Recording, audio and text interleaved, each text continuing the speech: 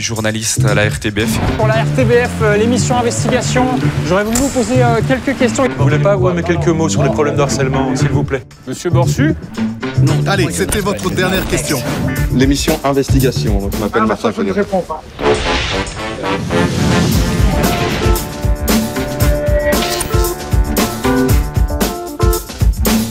Notre argent. Garde-monstre, garde la démesure. Nos maisons de repos. Des conditions de travail déplorables. Quel impact sur l'environnement? C'est la course à la rentabilité. Théorie du complot, une enquête choc. Bienvenue dans Investigation. Alors? Avouez qu'il en jette ce début de sujet, non? Bah quoi?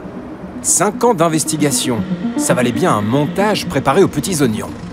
D'autant qu'en 5 ans d'existence, eh ben on n'a pas chômé. 150 reportages préparés par des journalistes et des réalisateurs, tournés, montés et bichonnés par des caméramans, des ingé-sons, des monteurs, des graphistes. Et ces enquêtes, on les fait pour vous. Bah oui, le point de départ de chaque reportage, ce sont vos histoires. Chaque jour, il y a quelque chose qui se rajoute à ta facture, en fait. J'avais peur qu'on se retrouve à la rue, c'était ma plus grande peur parce que, avec des enfants, etc. Vos problèmes du quotidien qui vous empêchent de vivre dignement. Je vous ai eu en ligne avant de venir. Là maintenant, vous en êtes où financièrement? Zéro. Zéro. Je n'ai quasiment plus rien à manger. Je me demande comment je vais faire pour avoir un colis alimentaire. D'accord. Where do you come from? Vous venez d'où? Roumanie. Ça fait 5 ans que je suis ici. Je fais des économies, puis je retourne chez moi. On ressort tout simplement de l'injustice parce qu'on travaille déjà au bras des pâquerettes et en même temps qu'on n'est pas rétribué pour le travail qu'on fait. Payer 12 membres du personnel dans une entreprise comme ici et se rendre compte qu'en fait, moi je bosse comme un acharné et je gagne pas un bal, ça m'intéresse pas. Face à nos caméras, vous nous avez confié vos histoires de famille. Thérèse, elle connaissait personne de l'orphelinat. Mais bien évidemment, après, on se l'expliquait. Elle a été volée 6 mois avant à sa famille aimante. Mon fils. Une activité, Marjorie. Ah, bah super. Ben moi, tu me manques à la maison. Toi, tu préfères rester ici. Mais de toute façon, c'est la seule solution qu'il y a.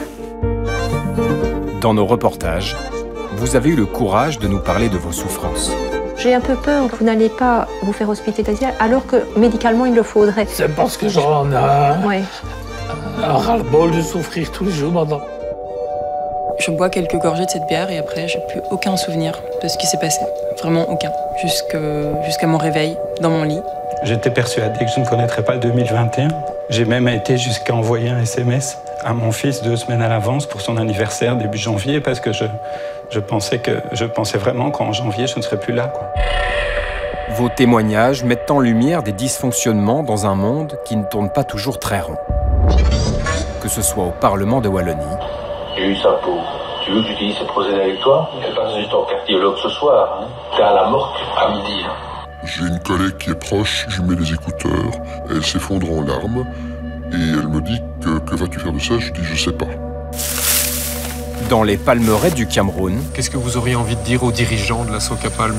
Ils traitent les gens comme eux se traitent eux-mêmes. Ils ne traitent pas les gens comme des animaux. L'esclavage qui était déjà fini, ils veulent amener l'esclavage. En passant par nos propres hôpitaux. Au niveau européen, c'est une infirmière pour 8 patients et on en est à 10, 12, 14, parfois, j'ose même pas dire combien. Ma hantise, c'est de perdre mon humanité et de traiter les gens plus comme des personnes, comme des morceaux de chair, de travailler à la chaîne. Vous l'avez sûrement remarqué. À Investigation, on ne se refuse rien. Durant ces 5 années écoulées, on a enquêté sur les plus grands secteurs d'activité du pays, sur les plus grandes industries, sur tous les aspects de notre société. Politique, santé, finance. On a Philippe Maurice. KBC prétend exclure de tous ses investissements le tabac. Ah, visiblement, ils se sont trompés dans leur dans leur affirmation. Justice, environnement, sport, agroalimentaire. Gérer la sécurité des aliments chez Nestlé, c'était comme ramer contre courant. Tous les enjeux majeurs de notre société sont décryptés et analysés.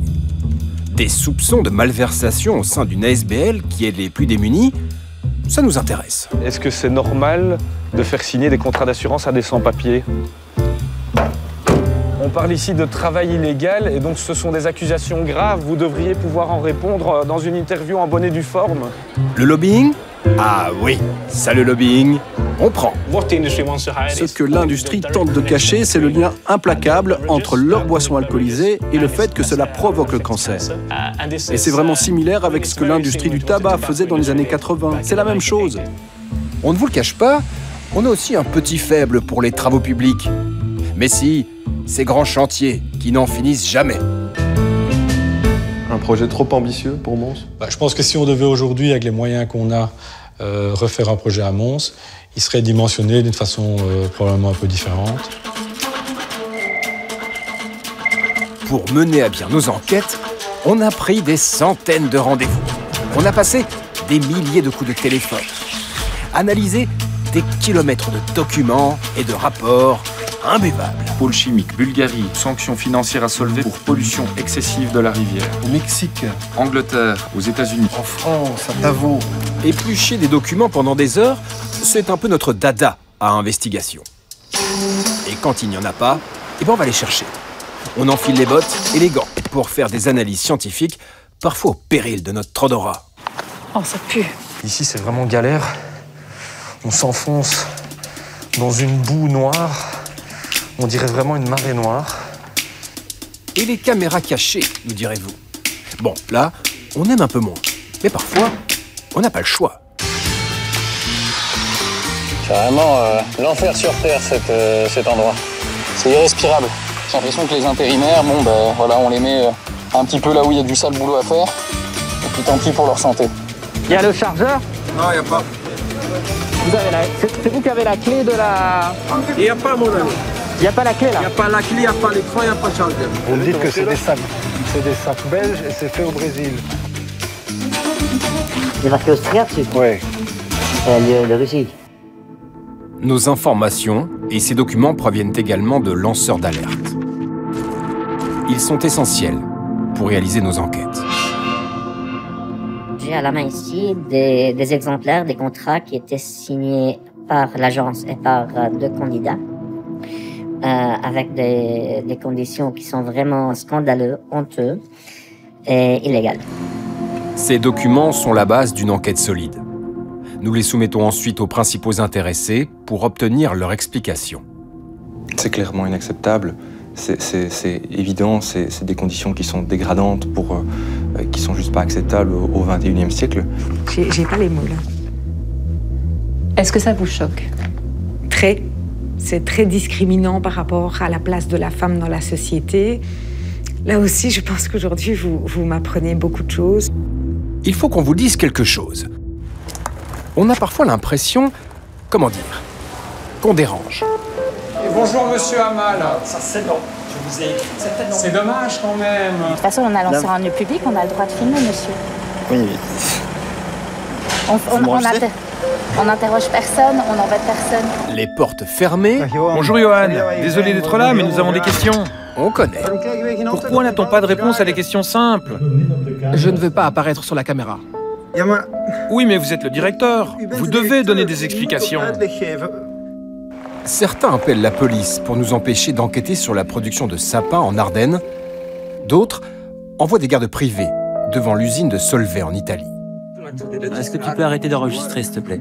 Nous respectons votre travail de surveillance, mais nous sommes des journalistes libres et nous faisons ce que nous voulons tant que nous ne sommes pas sur le territoire privé de l'entreprise, ce que nous n'avons pas fait. Mon patron, il va venir déposer plainte pour atteinte à l'image. Chez Investigation, on ne compte même plus les râteaux. Et pour refuser une interview, toutes les excuses sont bonnes. Bon, est-ce qu'aujourd'hui, vous pensez qu'il y aurait moyen qu'on passe chez vous? Aujourd'hui, non, parce qu'on fait les pâtes de vache marche après-midi. Vous faites les pattes des vaches. Ah oui, effectivement. Non, je pense qu'il n'était pas joignable ce matin, il n'était pas joignable hier. Je ne comprends pas pourquoi il y a un silence pareil autour de ce dossier. C'est assez étonnant, j'avoue. En clair, on ne veut pas nous parler, quoi. Hein. Non, on s'est arrangés tous ensemble, il n'y a aucun qui parlera. Ah, donc vous êtes mis d'accord tous ensemble? Oui, voilà. Oui. Okay. Est-ce que vous me donnez une interview? Non. Vous ne me donnez pas d'interview? Non, on est en salon, là, et je préfère que vous m'envoyiez les questions par email. Il n'y a pas de souci, je vous répondrai. Bah, vous êtes là, je suis là. Oui, je sais. C'est vrai, vous n'allez pas me donner d'interview? Non, je ne vais pas vous donner d'interview. On ne le permet pas? Vous vous demandez peut-être pourquoi, malgré ces portes fermées, ces téléphones raccrochés et ces interviews pas toujours faciles à décrocher, on s'obstine autant. Eh bien sans doute parce que nos enquêtes font parfois bouger les lignes et alimentent les débats dans les assemblées, notamment quand il est question de santé ou d'utilisation d'argent public. Le magazine d'enquête de la RTBF s'est intéressé au fonctionnement des provinces wallonnes. Répercussions politiques de l'émission Investigation. L'émission de la RTBF qui a révélé cette problématique. Investigation. Parfois aussi, parce que la justice découvre des faits qu'elle ignorait, puis décide à son tour de mener l'enquête. Il y a aussi les dysfonctionnements que l'on a pu mettre en lumière et qui ont poussé des sociétés à ajuster certaines règles. Dès que je retourne à mon bureau après l'interview, je vais demander de prendre l'action nécessaire pour sortir très clairement de ce genre de position. Enfin, le dernier moteur, c'est celui par lequel on a commencé. C'est vous. Ce sont vos histoires, vos vécus, votre réalité de citoyen, d'employé, qui souvent nous valent des merci.